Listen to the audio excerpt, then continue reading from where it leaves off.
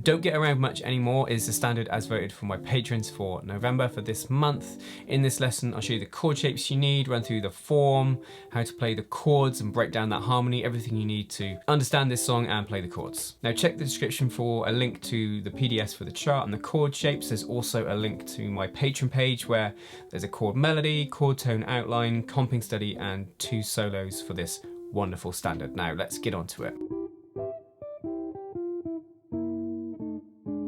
So this is a Duke Ellington composition. It actually started life under a different name called Never No Lament, dating back to 1940. I think it was 1943, Bob Russell added lyrics to it. And then once the Ink Spots did a classic recording of it, its popularity was cemented forever and became, a popular jazz standard, still to this day too. So here's my chart on the screen that you can download from my website. This is 32 bars AABA, so nothing unusual there, but there is one unique thing about this one. Really, to play chords for this one, there's 2 sets of chords. There's chords to play for the melody and chords to play for soloing, because the melody in the A section has what's called call and response based thing, where you have the rhythm section playing chords, then a break for the melody, and then a rhythm section chords, and break for the melody. So you don't really want to play the same chord changes when you're playing for someone soloing, so I'll break that down as we go. So here's a close-up of the chord shapes you're going to need for this one. C major 7,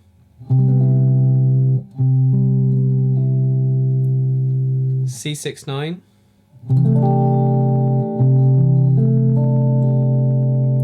C7 down here,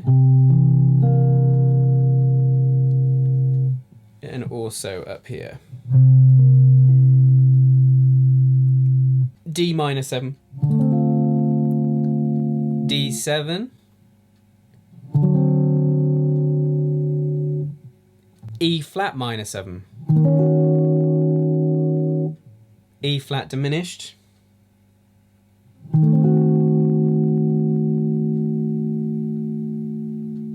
E flat 7,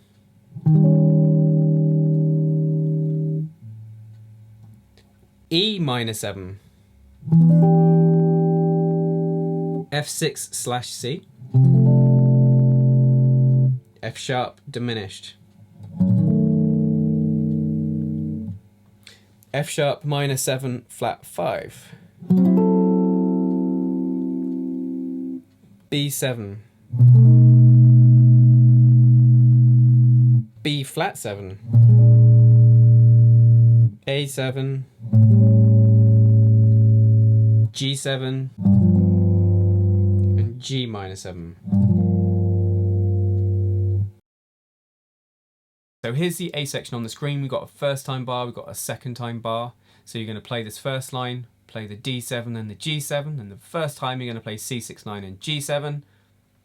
Repeat dots take us back to the beginning, play the first line again, play the D7 again and the G7, then skip out C6 9 and G7 and play C, G minor 7, C7.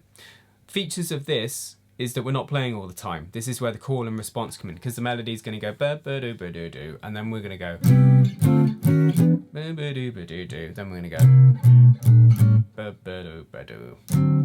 So we've got space we've got to leave, and also we've got the difficulty is of the C major 7 here and the C7 here, they come in on the and of 1. So that rhythm is going 1 and 2, 3, 4, and. Then you've got a whole bar of silence, so 1, 2, 3, 4. And then C7, 1 and 2, 3, 4. And then a whole bar of silence, 1, 2, 3, 4. So when you're playing, if I clap, 1 and 2, 3, 4, and 1, 2, 3, 4, 1 and 2, 3, 4, and 1, 2, 3, 4. If we put the chords with that, 1, 2, 3, 4, 1 and 2, 3, 4, and 1, 2, 3, 4, 1 and 2, 3, 4, and what chords we're playing? C major 7 to a D minor 7, up a fret to a E flat minor 7, which leads chromatically to this E minor 7. 1 and 2, 3, 4, and silence for a bar. Let the melody play that, and then 1 and 2, 3, 4, and just taking a C7, going down to B7, B flat 7 to A7. 1, 2, 3, 4, and 1, 2, 3, 4. Second line we pick up a D7, going to a G7. It's quite cool because you've got to go between that ba, ba, ba, ba, straight into the, or that change of feel. 2, 3, 4, 1, da, ba, do, ba, do, boo. Then we're back. That first time bar just playing C6-9, G7, and leaving the space for the melody. So the first time through, 1, 2, 3, 4, 1, 2, 3, 4. First time bar, C6-9, then 1, do, back to the start. 3, 4, 1, 2, 3, 4, D7. I'm going to hit the second time bar this time. This is the second time through.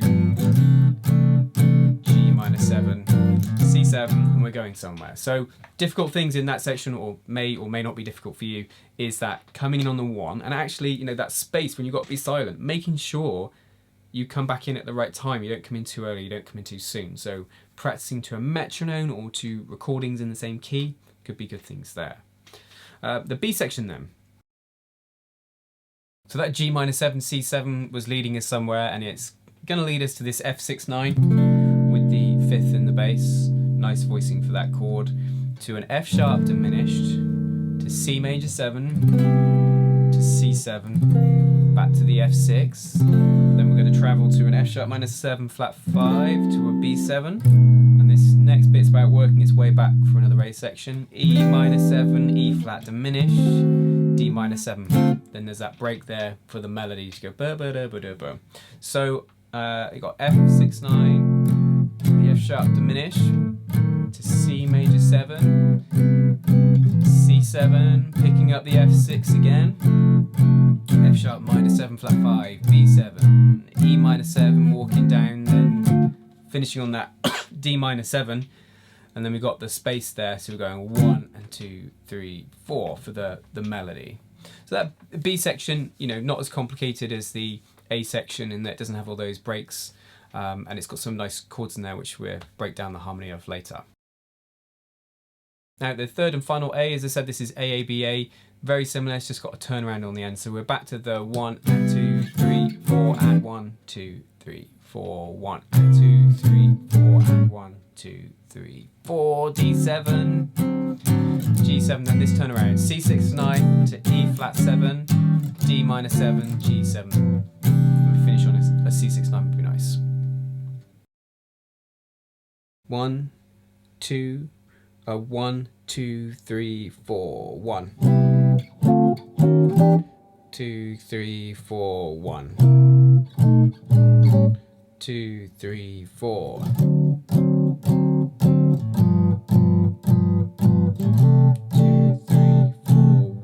2, 3, 4. 2, 3, 4, 1, 2, 3, 4.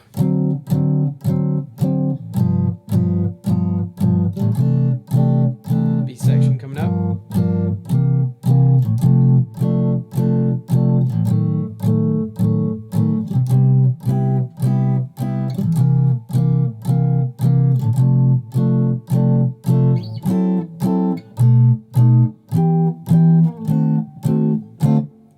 Three, four, one. 2, 3, 4, 1. 2, 3, 4.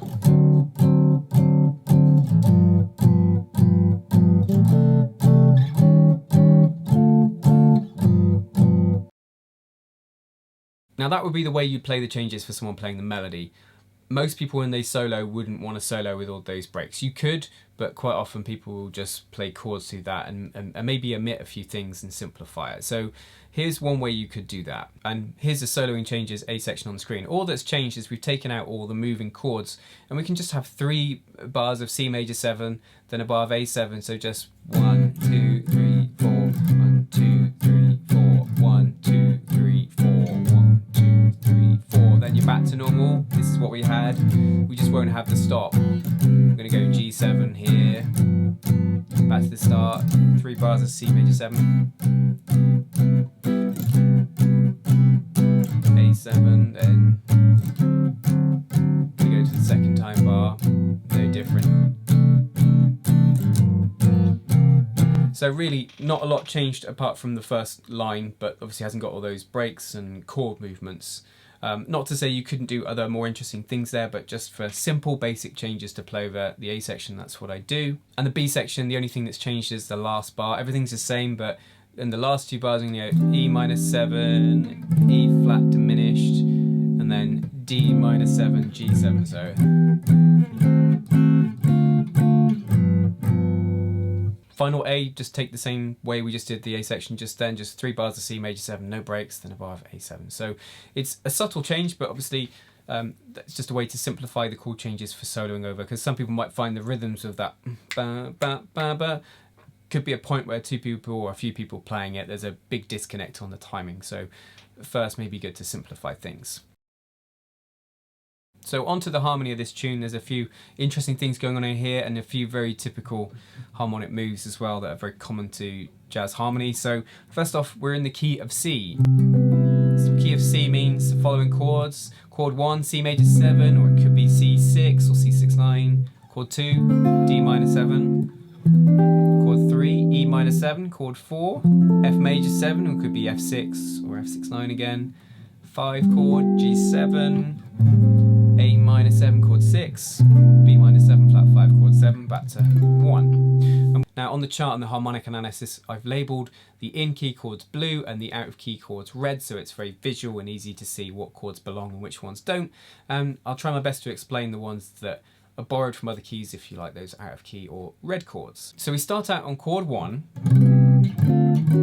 and work our way up to chord 3, E minor 7. We do that by going chord 1, D minor 7, chord 2, and then go up a semitone to an out of key chord, what we're going to call the flat 3 minor, because the 3 minor in the key is E minor, so the flat 3 is going to be the one below. And then we're going to pick up chord 1 again, but as a dominant, C7. So it's not a C major 7, it's a C dominant 7th. Remember I said G7 is the primary dominant. So this and any other dominant other than G7 are what's called secondary dominants. So secondary to the 5 chord of the key of C, which is G7. And what we're doing here is we're trying to get to A7. A bit like going from, we tried to go from chord 1 to 3, chord C to E minor 7. We're trying to go from C7 down to A7, and we're going down chromatically. So chord 1 as a dominant, then you think the 7th note of a C scale is B, C, D, E, F, G, A, B. Chord 7 as a dominant, and then a flat 7 dominant, flat 7, 7, to an A7 now. We get an A chord in the key of C, but we get A minor 7, chord 6. So this is chord 6 as a dominant. So dominant chords want to take us somewhere, and what we need to do here is reference the circle of fifths and look at A. A is the 5th of D. So A7 likes to lead to D bass chords, D minor 7, D7, D major 7, D6. And that's where it takes us. So we go from the A7 to a D7. So chord 2, but as a dominant. Now D7 is the dominant of G, so that leads to G7, the primary dominant of the key we're in, which leads us to this, back to chord 1, so C6, and then chord 5, then back. Chord 1, 2, flat 3, back to 3 minor, and then 1 dominant, 7 dominant, flat 7 dominant, 6 as a dominant, to 2 as a dominant, D7, chord 5, and then we're going to go chord 1, and then G minor 7, C7. I'm sure many of you will recognise that as a 2-5. It is a 2-5 from the key of F major, and lo and behold, the first chord of the B section is an F bass chord. And you'll see I've labelled that C7 as a 5 chord. It's the 5 chord from the key of C, or we could look at it as chord 1 as a dominant, as we're in the key of C overall. So G minor 7, C7 led us to chord 4, F6. Then we're going to go to an F sharp diminished. I'm going to call that a sharp 4 diminished. If you think it's F is a 4 sharp above it, F sharp diminished. Then we're going to go to C6, chord 1, to chord 1 as a dominant. Why? Because it leads us perfectly to F, because C7 is the dominant of F, so it's another secondary dominant. F, chord 4, and then we're going to take a 2-5 from the key of E minor, F sharp minor 7 flat 5 to B7, which leads us to E minor 7, because that's the 2/5 in the key of E minor.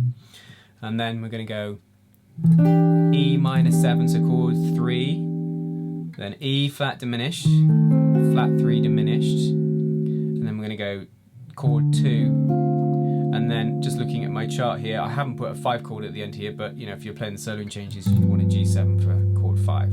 The final A section is no different to the first two, apart from the last 2 bars where we've got a turnaround. We've got C6/9 to E flat 7, D minor 7 to G7. So chord 1, and we've got E flat 7, so I'm going to call that the 3 chord as a dominant, to D minor 7 to G7. Now that 3 chord is a dominant, flat 3 chord is a dominant, sorry, the E flat 7, I've also labelled underneath that it's a tritone, and it's a tritone suburb of an A7. A7 leads to D, so you know, a classic way to play that progression would be C6/9, A7, D minor 7, G7. And a slightly nicer variation, just for a bit of tension, is to play the tritone of the A7, play an E flat 7, then you have. Now I've already made videos about the tritone substitution, I'm not going to delve into it here, I will put them on the end screen for you. Now some of that harmonic analysis may have been new to you, so I'll put a couple of videos on the screen to help with those kind of theoretical topics. Just to say, you know, please check out the link to my Patreon as well. As say this month, you know, depending on what tier you join, the lowest tier, you get the chord melody transcription that will come out in my next video, so transcription of that in tab notation.